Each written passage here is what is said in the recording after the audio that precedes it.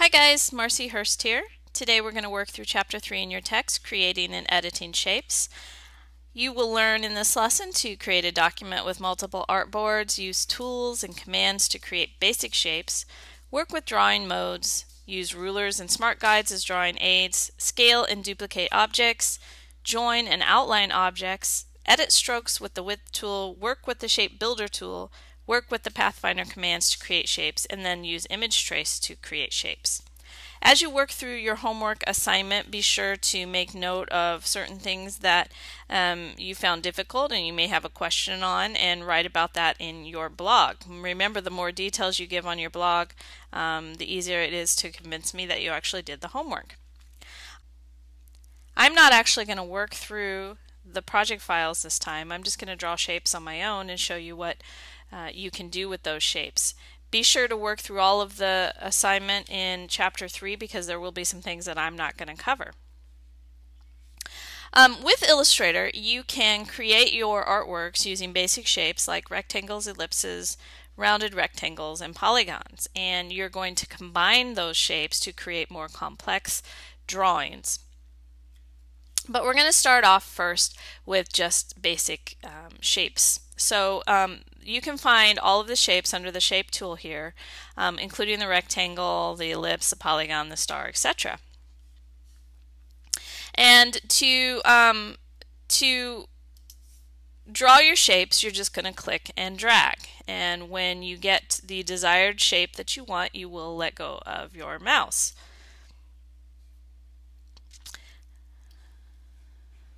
Like such.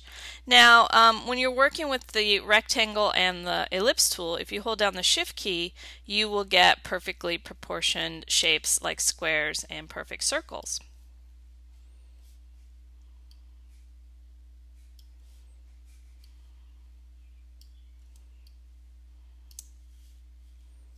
Once you have your shapes drawn, you can then edit them and transform them however you want. So let's say it didn't turn out exactly like you wanted. You can then adjust the sizing.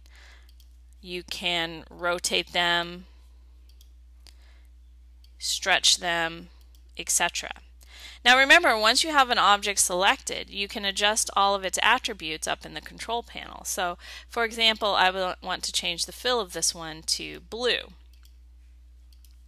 Or I want to change the stroke of this one to purple, and then I want you to be able to see the stroke. If you have a shape that you like and that you need to have repeated throughout your drawing, you can select the object with your selection tool. And notice when I hover my cursor over the shape, it's going to give me that move cursor.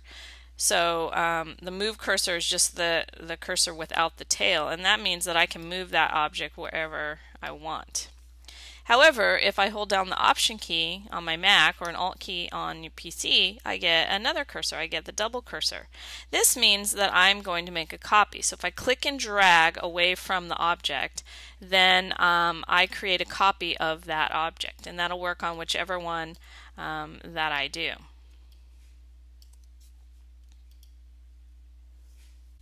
If you have a precise size that you need to have your object, you can select the object, and if you have the transform window open under Windows, width and height is located here, and then you can type in the specific values that you need this object to be. And notice it will change the size. For the polygon tool, it's going to draw whatever shape you last drew. So for example, I last drew a triangle, so it is going to draw that triangle. So what happens if I want to have a hexagon? Well, I'm going to click and drag, but before I let go of my mouse, I can use the up and down arrows on my keyboard to change the number of sides of this object. Let's change the color of that so you can see it a little better. So, whoops. So I'm going to use my polygon tool, click and drag, but before I let go, I'm going to adjust the number of sides of that polygon. There's also the star tool, and it will start off drawing regular stars, but you can do the same thing as you did with the polygon tool. Is if you click and drag, you can change the number of points on the star. Once I've created the object, I can stretch it. If I want it to stay the same exact size but just be bigger, remember I'll hold my shift key down to constrain the proportions.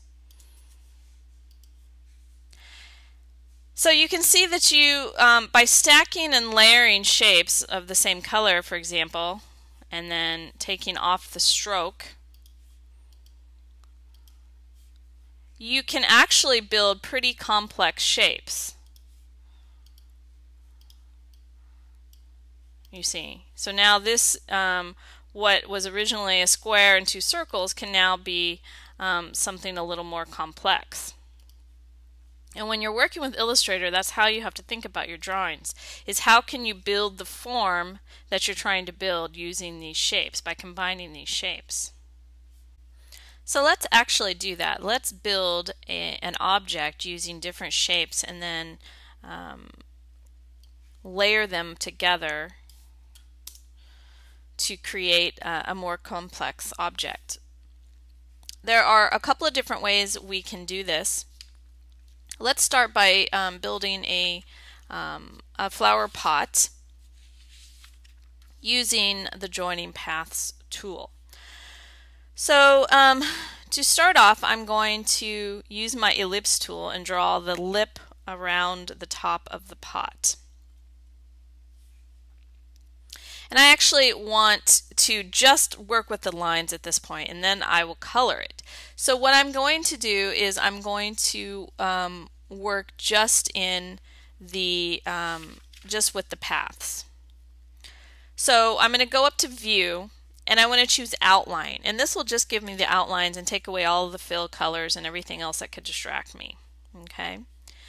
So I'm going to draw the top lip of my pot. And you know, from your drawing classes in high school, you remember that it needs to be in a little bit of a linear perspective for you to believe the depth of this pot.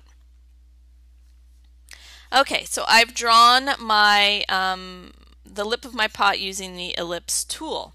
Now I'm going to take not the selection tool, but the direct selection tool, and I'm going to sort of drag it across the lower part of my ellipse here, because I want to get this segment from this point to this point. I want to select that segment. So if I just click and drag a marquee around the bottom portion of that line, you'll notice now that that portion of the line is selected.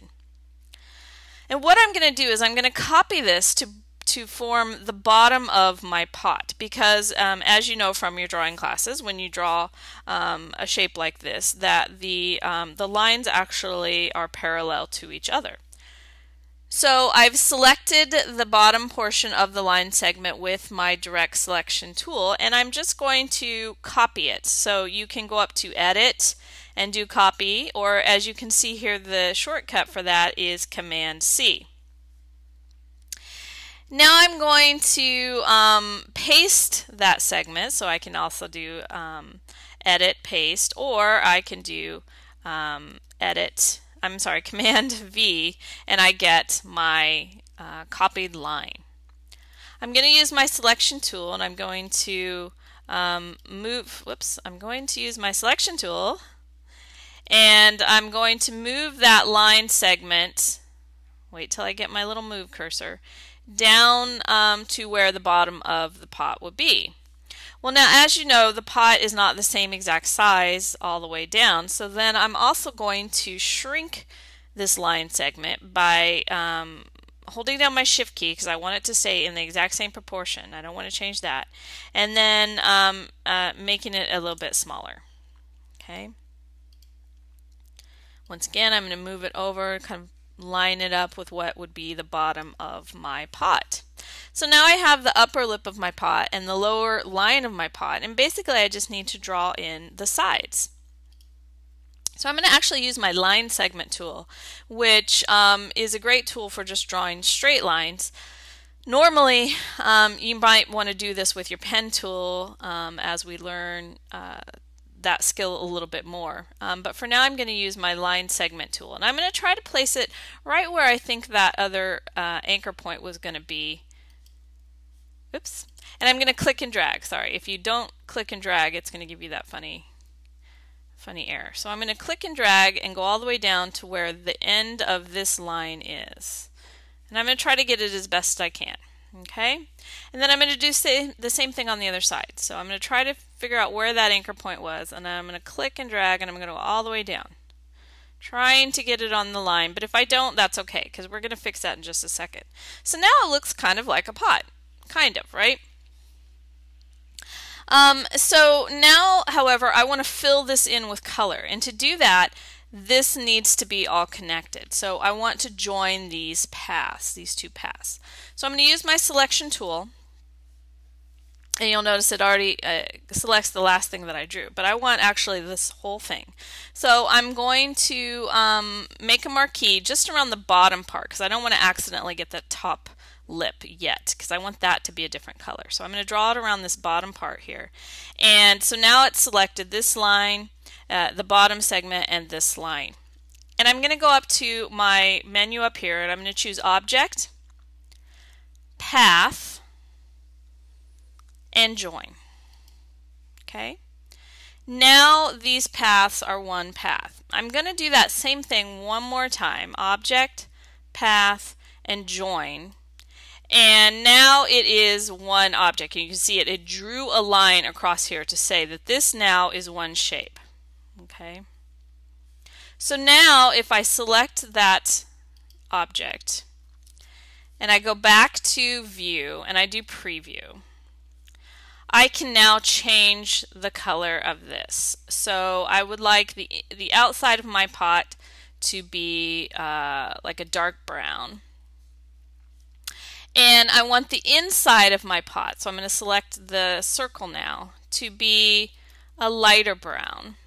And I want this to be on top, as if I'm looking into the pot. So remember from last week, we can bring something forward by selecting it and choosing Arrange, Bring to Front.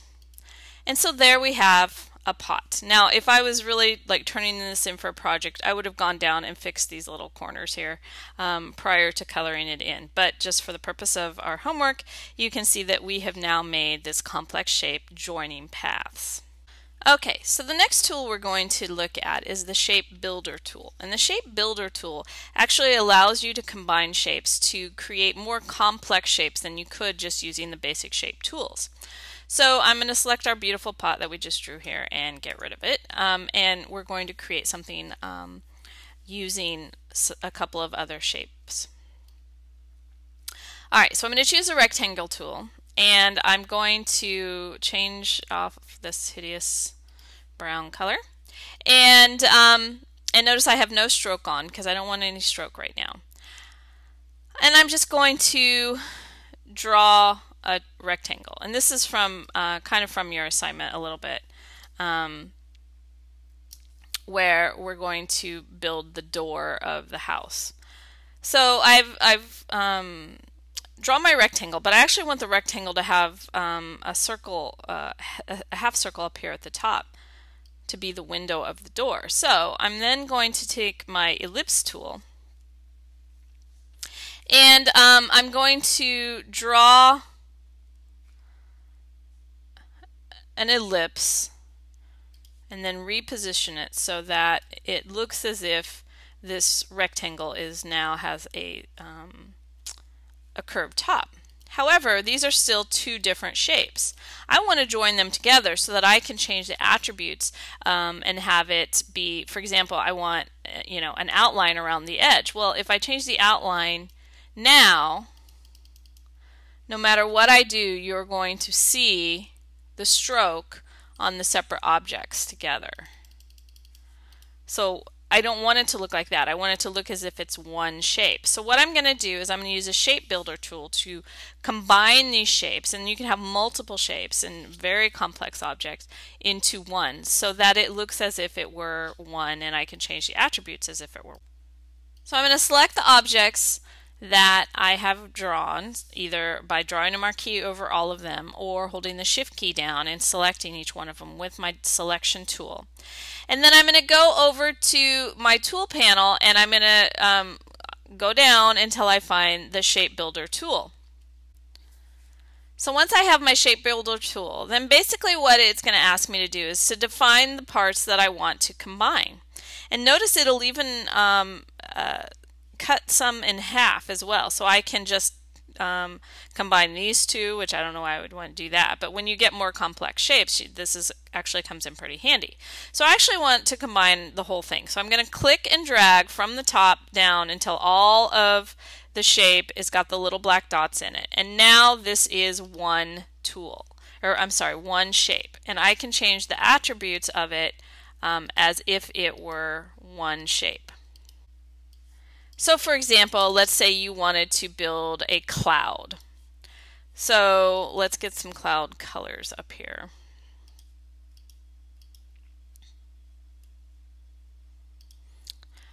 And you want them to look very graphic, so you want the stroke around them. Well, if you build this cloud using the